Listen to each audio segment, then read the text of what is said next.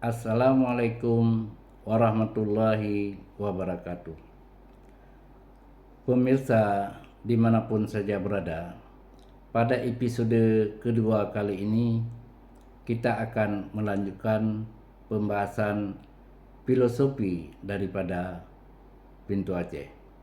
Pada episode yang lalu kita telah bahas tentang siapa pencipta aksesoris Pintu Aceh ini.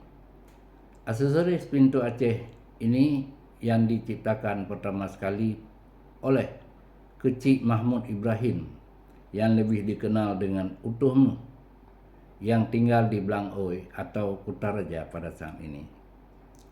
Filosofinya bagaimana? Masyarakat Aceh memiliki kepribadian adat istiadat yang tidak mudah terbuka dengan masyarakat luar. Namun sangat akrab bila sudah saling kenal mengenal antar sesama. Aksesoris Pintu Aceh ini dibuat pertama sekali pada tahun 1912 pada masa pemerintahan kolonial Belanda yang dipamerkan pada kegiatan pasar malam di Blang Padang pada saat itu. Pada saat itu, pemerintahan Belanda memberi kesempatan kepada tukang emas atau pandai emas untuk memamerkan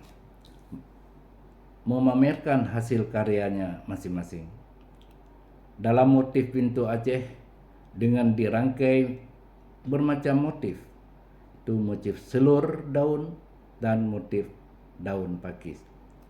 Masa terus berlalu. Setelah Utuhmu meninggal atau Kecik Mahmud Ibrahim meninggal, pekerjaan tersebut disambung oleh anak muridnya. Beliau yaitu Muhammad Nur yang lebih dikenal dengan panggilan Cud Nu.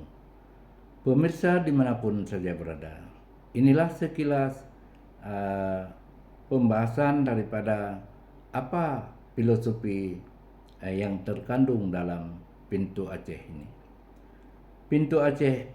Aksesoris Pintu Aceh ini sangat cantik bila digunakan oleh para wanita di Aceh. Bahkan sekarang para bapak-bapak bila sudah mengenakan pakaian adat, mereka juga memasang atau mengenakan aksesoris Pintu Aceh ini untuk kelengkapan daripada pakaian Aceh itu sendiri. Demikian, terima kasih. Assalamualaikum warahmatullahi wabarakatuh.